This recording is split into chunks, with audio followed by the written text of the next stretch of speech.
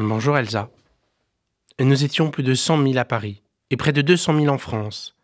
C'était dimanche après-midi. Un dimanche lavé par la pluie qui ne s'est arrêté que pour laisser passer le cortège de la manifestation nationale contre l'antisémitisme.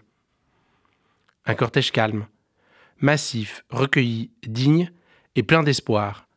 Chamarré de drapeaux bleu-blanc-rouge, constellé de photos des otages israéliens retenus à Gaza par le Hamas. Un cortège retentissant de Marseillaise confiance. Un cortège dans lequel a même retenti le chant des marais, ce chant créé par les détenus du camp de Bergen-Belsen, qui a essaimé dans l'univers concentrationnaire en devenant le symbole des déportés. Un cortège qui signifiait, de l'hôtel des Invalides à l'hôtel du Luxembourg, l'attachement de la nation rassemblée à la République et ses valeurs de liberté, d'égalité et de fraternité, et son rejet de la haine anti-juive qui explose dans le monde et en France depuis le pogrom commis par le Hamas en Israël le 7 octobre dernier. Le cortège de toute la nation rassemblée ? Presque, mais pas totalement. Car ce cortège, si l'extrême droite en quête de notabilisation s'y était joint pour la première fois, affectant de rompre avec des traditions séculaires de haine anti-juive, le principal parti de gauche, la France Insoumise, avait refusé d'y participer, assumant sans remords de s'engager résolument depuis le 7 octobre dans une stratégie incendiaire de conflictualisation systématique, alimentant la haine anti-juive à des fins électoralistes. Une gauche radicale qu'une poignée de contre-manifestants, merci à eux, a empêché d'instrumentaliser la mémoire des victimes de la Shoah lors du dépôt de gerbes qu'elle organisait dimanche matin au jardin mémorial des enfants du Veldiv. Une gauche radicale dont la révérence pour les juifs morts n'a d'égal que le mépris sinon la haine pour les juifs vivants. Mais surtout, à ce cortège manquait le président de la République, symbole d'unité nationale et gardien de la cohésion sociale, dont je ne parviens toujours pas à m'expliquer l'absence.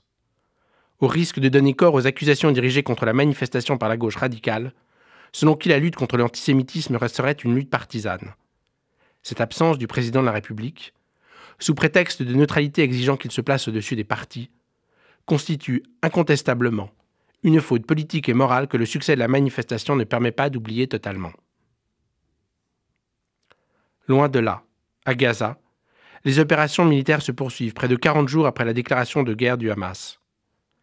Les combats sont accrochés, mais la perspective d'un enlisement de l'armée israélienne dans la guerre urbaine que lui promettaient les mouvements terroristes s'amenuise progressivement. Tsahal a atteint la plage de Gaza, investi le Parlement palestinien et annoncé avoir trouvé des indices de la présence récente des otages. Pourquoi, malgré les objurgations internationales, le refus d'Israël de consentir à un cessez-le-feu immédiat ? Israël, qui a éprouvé la versatilité de l'opinion publique mondiale, sait que ce conflit est une course de vitesse autant politique que militaire. Le Hamas, qui a été bousculé par une contre-offensive dont il avait probablement sous-estimé l'ampleur et la détermination, ne doit pas profiter d'une trêve qui lui permettrait de reprendre ses esprits, d'exfiltrer les otages, de réorganiser ses unités, ses logistiques, son approvisionnement.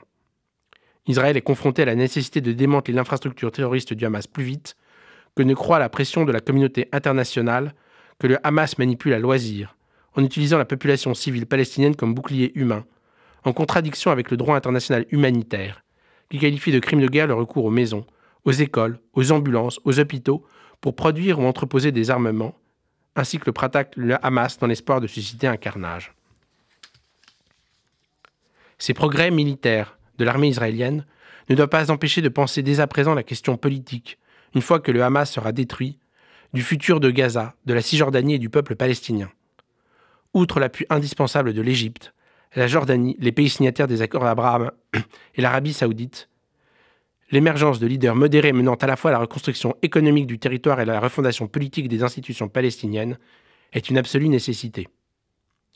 Au moment de conclure, je dédicace cette chronique à Yossi Hershkovitz Tsahal, sergent-chef à la 551e brigade, une unité de réserve, mort à Gaza dans l'explosion d'un tunnel piégé, avec 4 frères d'armes, dont Meir Matan, producteur de la série Fauda.